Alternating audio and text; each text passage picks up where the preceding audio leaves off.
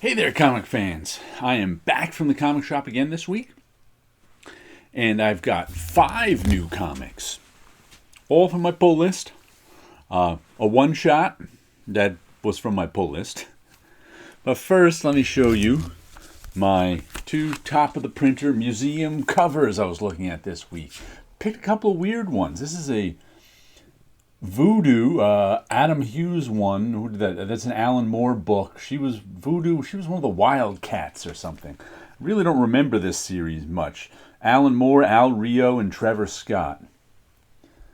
And this is issue number 3. I think it was a 4-issue mini, all with Adam Hughes covers. I felt like pulling one out. And this is Batman and other DC classics. What year did this come out? Free. I don't even know what the... I just was like looking on my shelf and I saw this. That's like one of the images. That might be the cover from Batman Year 1. We got Brian Boland's Camelot 3000. We got what's his name, Maguire, Justice League. And it looks like the Neil Adams. The George Perez Teen Titans. Bonus, a 4-page guide to collecting comics. All right, I got to open this now. I've had this open all week, and I got to see the bonus 4-page guide to collecting comics. That'll. Oh, look, it's got all the. I guess this is probably back when they first started collecting everything. What year is it? 1989. Oh, so we have a pretty cool Batman. Yeah, it's got all we got samples of Bat. So this is samples of all their collected editions, is what it is. But where is the 4-page guide to collecting comics? It's the Comics Buyer's Guide. 4-page guide to collecting comics. Who knew? I didn't even know I had this on my shelf. Definitions. Didn't even know I had this on my shelf. Was looking through my shelf for a comic cover I wanted out. Oh, it's in the original 1989 bag, too. I'm going to have to remove that. Oh, this is 89. So this is right when the Batman movie came out. They probably put this out to sell all their Batman collected editions and things. Okay, that makes sense now. So a little Batman, little Voodoo.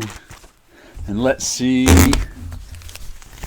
Comic shop news. Feels like there might be 2 of them here. Oh, we've got Comic Shop News Special, a little hemback for you. Got some hemback this week, and regular old Comic Shop News. Flashpoint. Beyond. Jeff Johns reignites Flashpoint.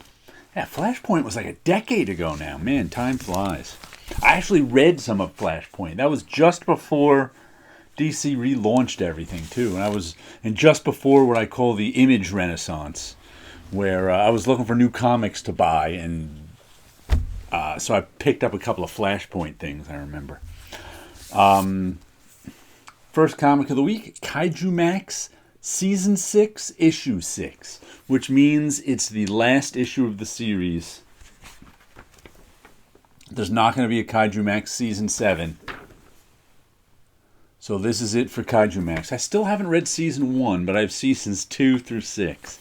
Giant monsters in prison. This time they're let out of prison on a work release to help fight off an alien invasion. So we'll see how that wraps up. What else do we have? We have got Aerosmith, Behind Enemy Lines. This is issue 3, right? Nice cover. Kurt Busiek on words.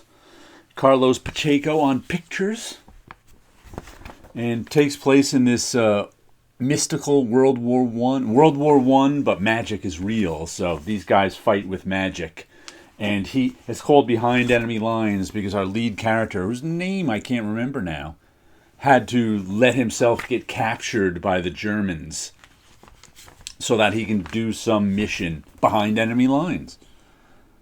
I think this is going to be either 6 or 12 issues. When I originally read it, he said it's a 12-issue story, but it might be told in 2 6-issue chunks. I don't know what that means. So it's either 3 of 6 or 3 of 12. Then what else do we have? We have an Infinity cover. Ice Cream Man Infinity cover. Woo! They call it an infinity cover when it just keeps going back into infinity. There's Ice Cream Man holding a comic of Ice Cream Man holding a comic of Ice. It's been an Ice Cream Man issue in a while. I don't remember. Always good. They're all kind of done in ones, told in some crazy horror story in some crazy style. It can be very experimental. Overall, I enjoy it. Occasionally, I'll get an issue that just misses with me, but that's okay because I like the experimentation it does, so I'll gladly put up with an issue that doesn't land for me in order to get all the ones that do. So, oh, look at that. Ice Cream Man, Rat in a Maze, next month. Oh, a sketch gallery in Ice Cream Man. There's not usually that.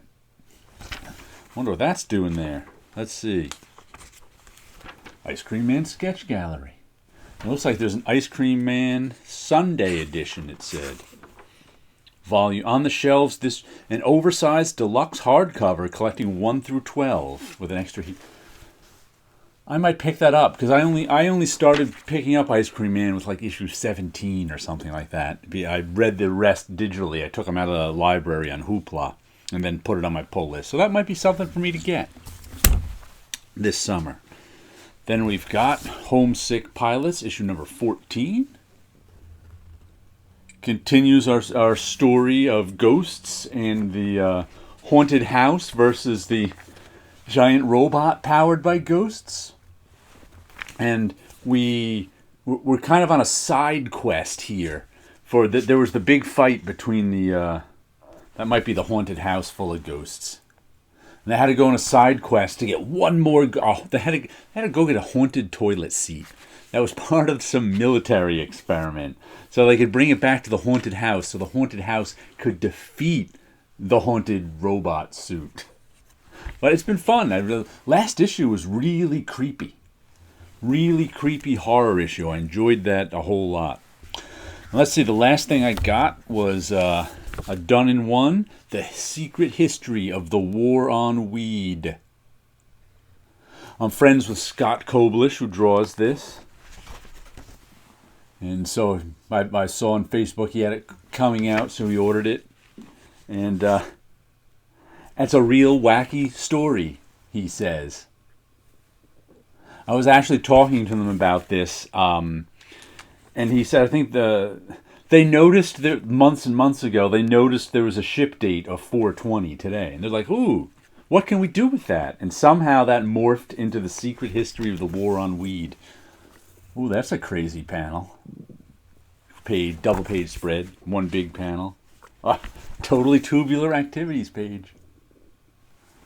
And it's thick too. I think it's 48 pages. It might be 40 or 48. I'm not sure which. And it's $5, I think. So, Secret History of the War on Weed. I look forward to reading this one.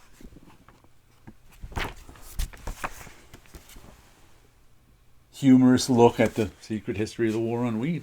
They might be doing one for Halloween next, or possibly Christmas. So there you go. Let me show you a little bit of what I was doing. I was actually under the weather this weekend. Thankfully, it wasn't COVID. It was some sinus thing, so I didn't get a lot done. But I did just yesterday get this done, which is one of my dreams of things. I had it inked already, and I colored it. And now you can kind of tell what it is. We get an arm over here. And this is sort of the figure herself. I say a her only because the waist is really cinched, so it must be a her. So it's this strange multi-landscape inside a figure thing. And I also inked these two back here. I inked that one. Interlocking figures and landscape. What's going on? I'm detecting a theme. This one is just a figure, a face with, whoops, stay there, Gatsby.